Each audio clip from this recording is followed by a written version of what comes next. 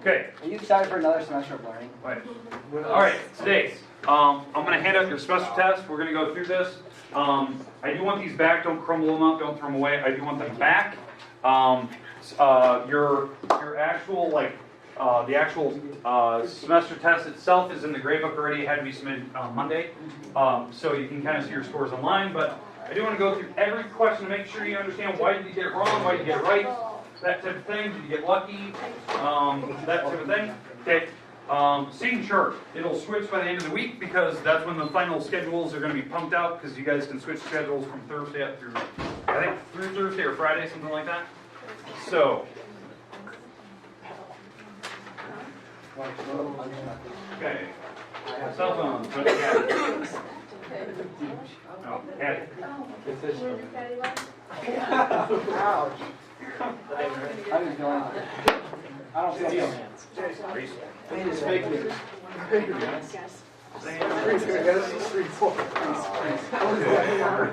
What? Okay, all right. Okay, so. Warren, I'm so sorry. This is yours. Never mind. Oh, did I have it attached back? No, you I can keep really got the easiest problem. Never mind. That's fine.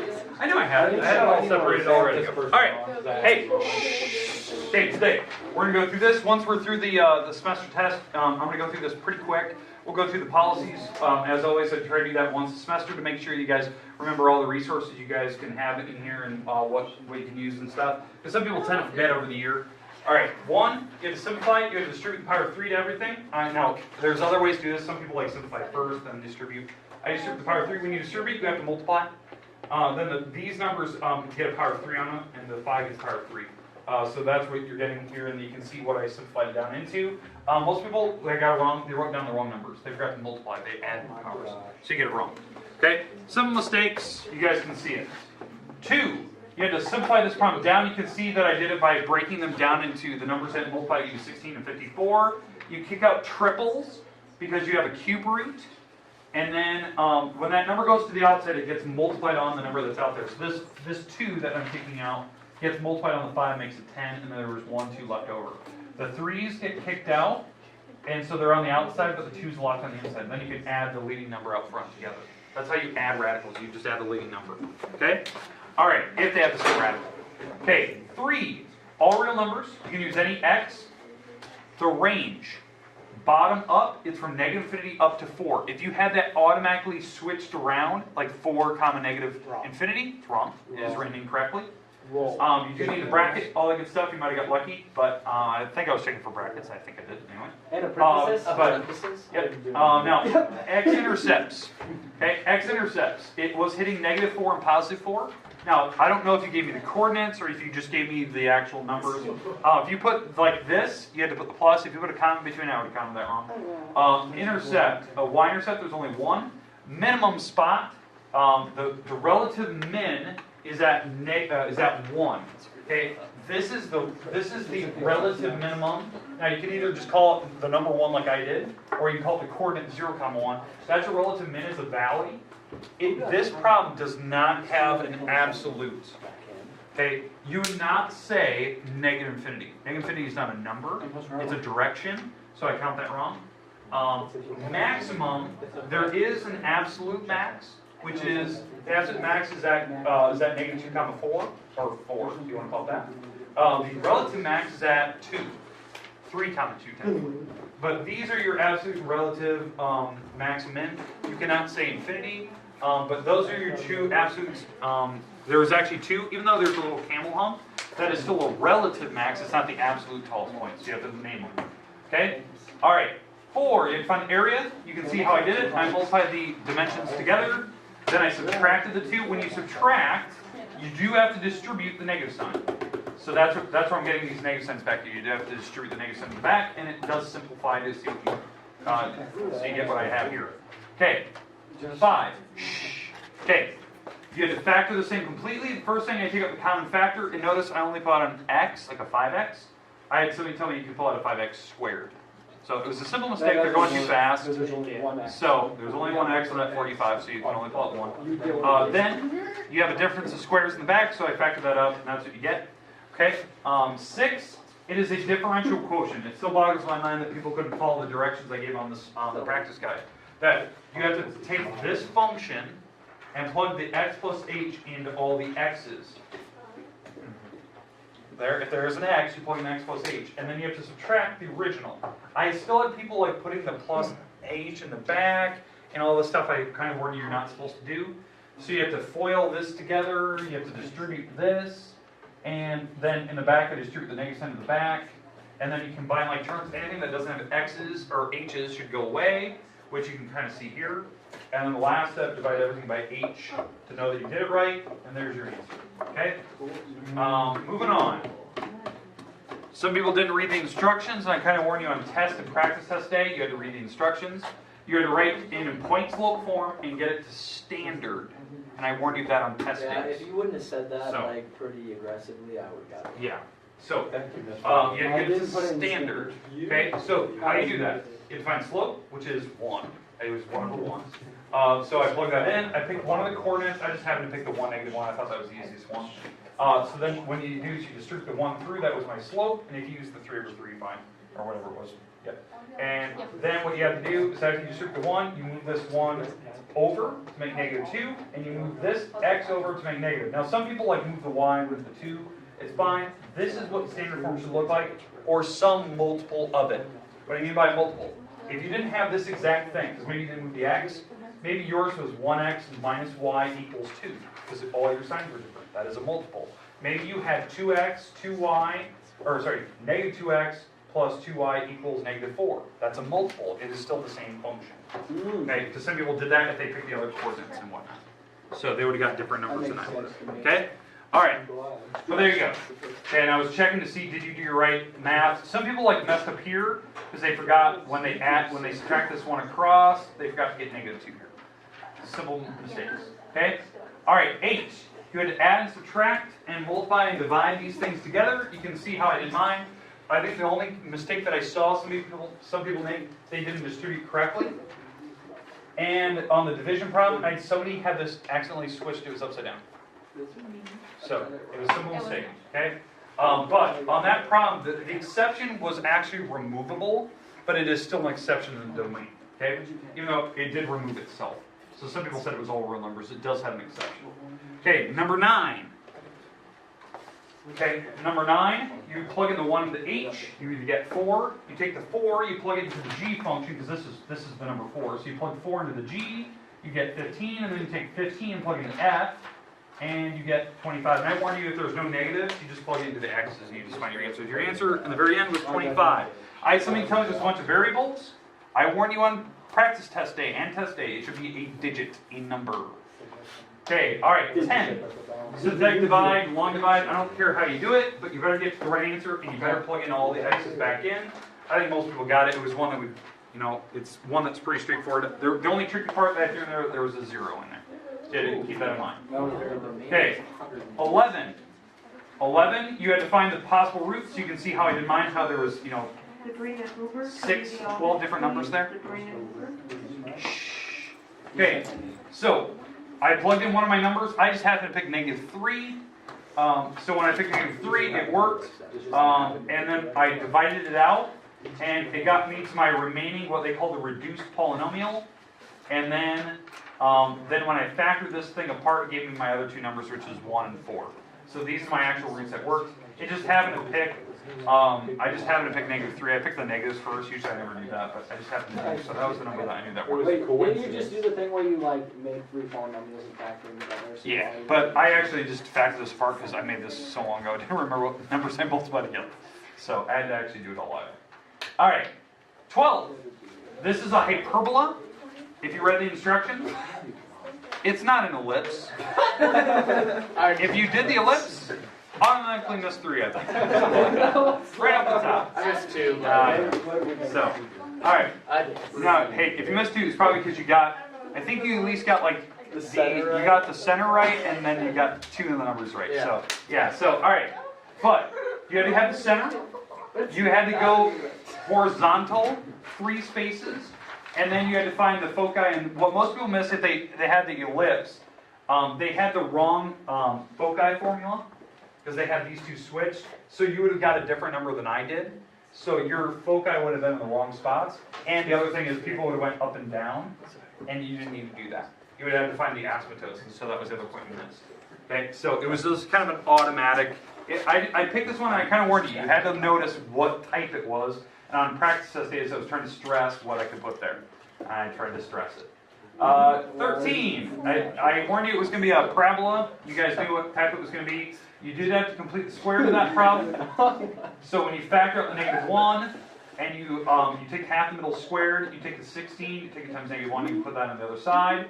You get this, you divide everything by -4, and this would have turned out to be positive. You find the vertex, and from there you have to use the C number, which is 1 above.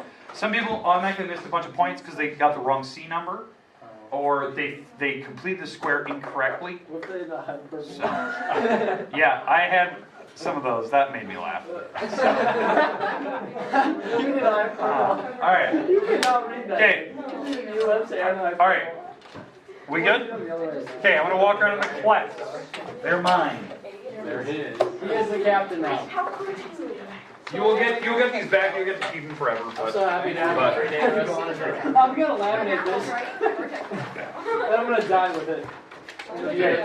All right. Next thing, we're going to take just a 1-2 minute note thing here, just to talk about what we're going into. No.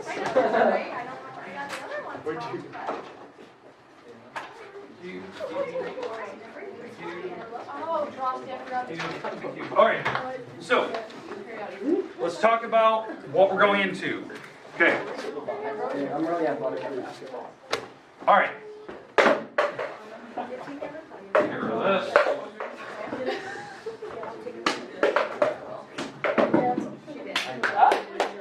Got it. They call me Ray Allen. Okay. Now, I try to do this every semester that we start because some people tend to forget. The policies we have. They tend to forget the little things like the things I put in place to make you successful at this class. Some people take advantage of it. Some people don't because they don't think about it. All right. So let's skip. All right. I don't need this slide. All right. All right. So here's the things you need: pencil, not pen. Textbook with book cover. I will do a book check in the next couple weeks because I check it every quarter. So we'll do that again. Notebook. The most common response I always get from people, especially this semester, the second semester, they always say, and it happens every year, and they always say they don't believe it in the beginning, and then they say at the end, they always wish they had better notes for when it gets to the second semester. Because we start doing more formulas, we start doing more complicated things in the second semester, where it's not harder, it's just more complicated, so you need better notes so you know what you're doing.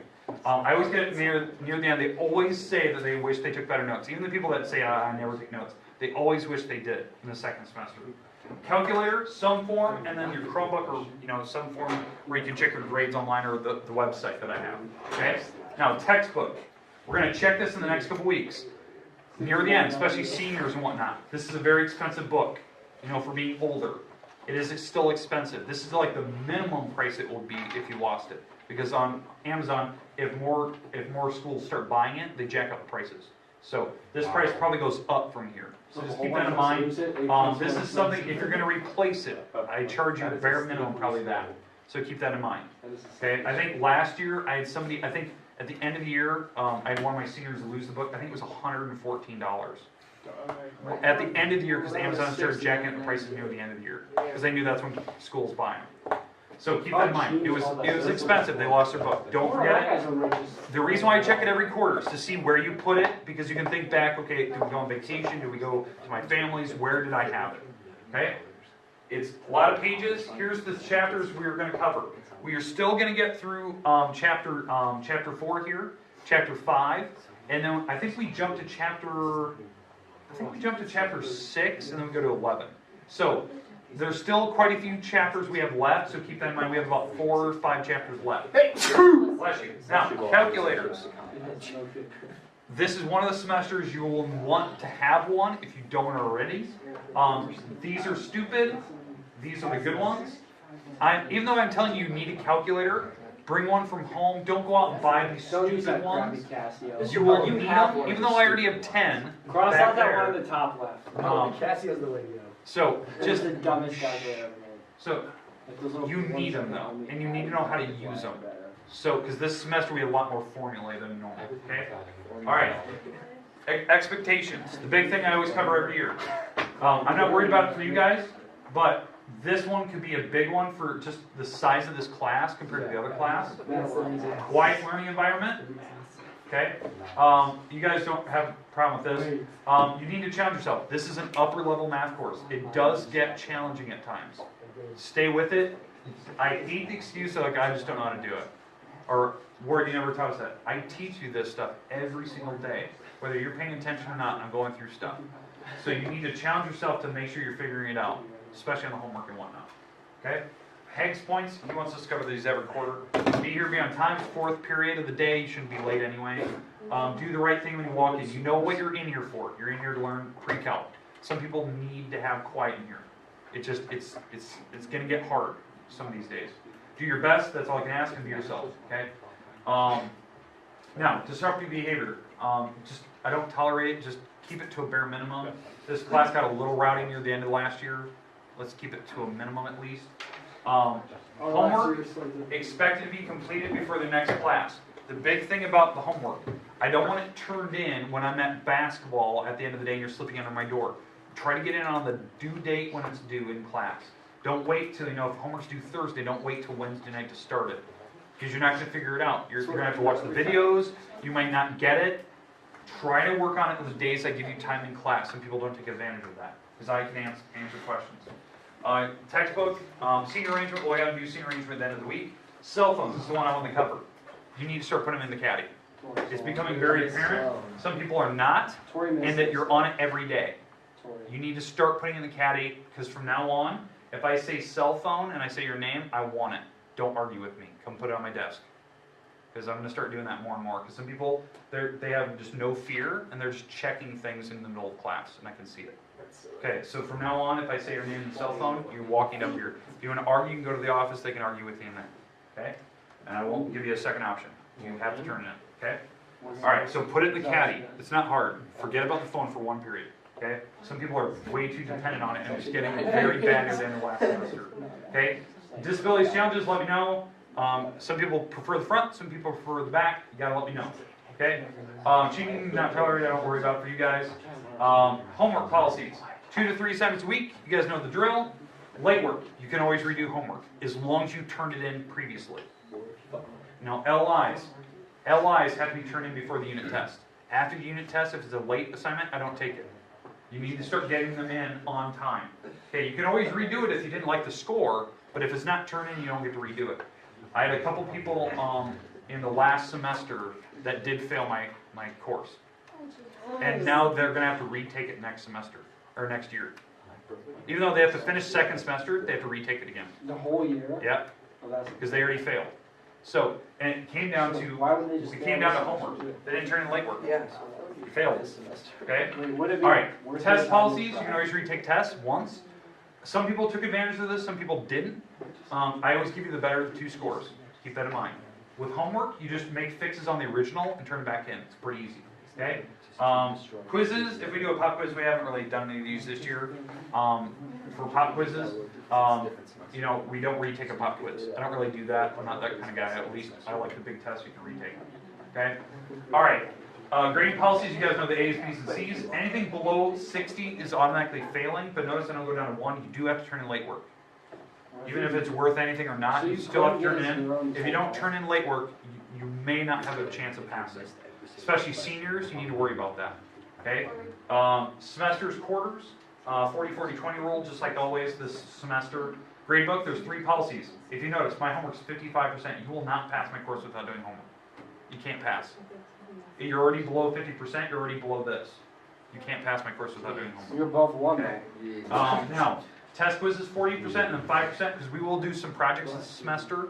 Not big projects, just little things where we're doing some calculations here and there, walking around the school, watching some videos, doing some calculations from a video and whatnot. I do expect those to be turned in. And then book checks, always check his participation, because you should have all your stuff in class. Okay? All right. Questions, comments?